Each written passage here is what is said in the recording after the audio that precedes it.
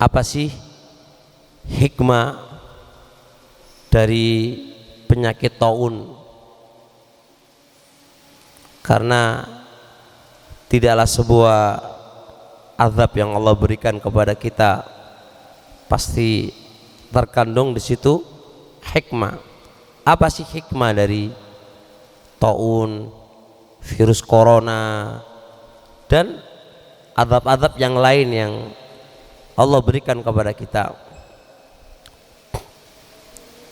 Hikmah di balik itu, ikhwan, adalah taun atau corona itu adalah azabun, siksaan bagi orang-orang kafir dan maksiat kepada Allah Subhanahu wa taala.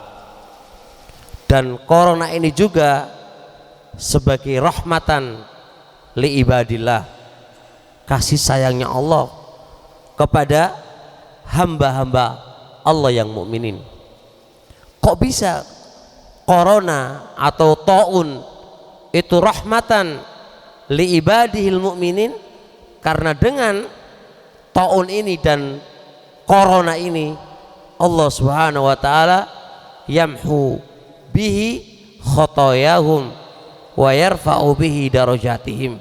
Dengan ini Allah bisa menghapus dosa-dosa mereka dan Allah bisa mengangkat derajat-derajat mereka.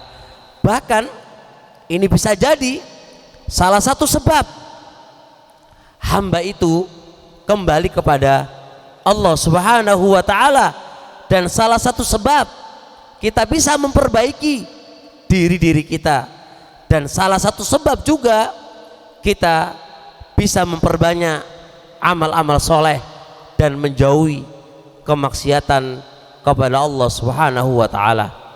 Maka untuk kaum mukminin jangan terlalu gelisah dengan adanya corona ini. Ambil hikmah di balik itu. Kegelisahan kita, ketakutan kita ketakutan yang sampai menjadi kesetresan, jangan. Kenapa? Ambil hikmah di balik itu. Anta mukmin kepada Allah, maka jadikan ini sebuah ladang penghapusan dosa-dosa kita, dan jadikan ini sebuah ladang akan terangkatnya derajat-derajat kita, dan jadikan sebuah ladang, mungkin kita ini kurang baik kepada Allah, kita perbaiki. Mungkin kita dahulu belum maksimal kembali kepada Allah, belum maksimal rujuk kepada Allah, belum maksimal menundukkan diri kita kepada Allah. Maksimalkan di saat ada wabah corona ini yang menimpa kepada kita.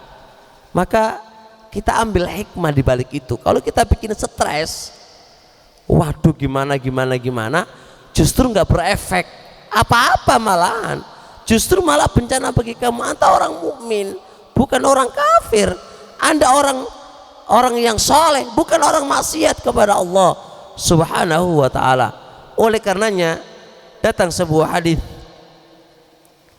kata Rasul alaihi salatu wassalam, fatta'un syahadatun li ummati wa rahmatun wa rijsun alal kafir.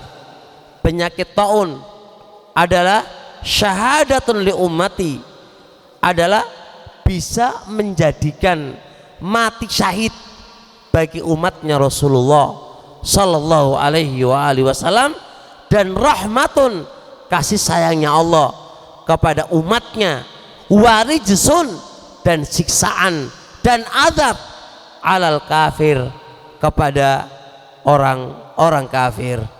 Maka bagi seseorang yang terkena penyakit taun itu adalah mati syahid.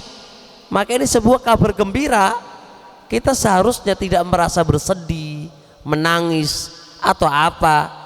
Wong, kalau nggak mati sekarang besok juga akan mati kok. Justru dengan adanya taun ini, misal contoh, sebuah kesempatan. Jangan-jangan kalau aku mati, ini bisa mati syahid.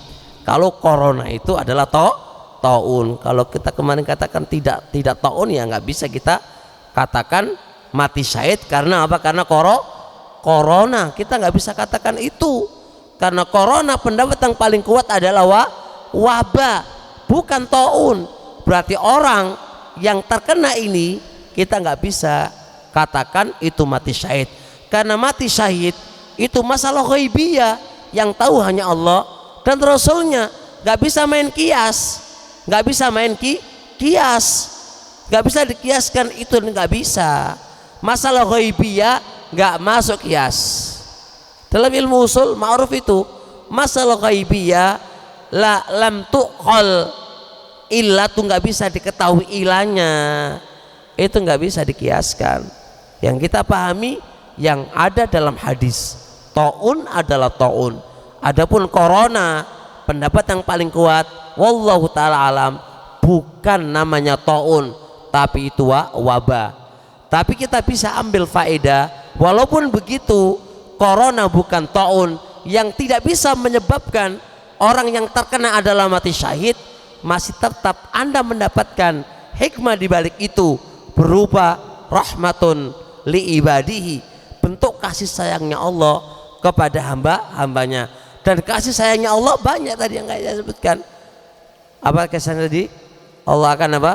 Rahmati dia, Allah akan hapus dosanya, Allah akan angkat derajatnya, Allah akan bisa melatih dia. Banyaklah hal-hal yang bisa kita ambil itu semuanya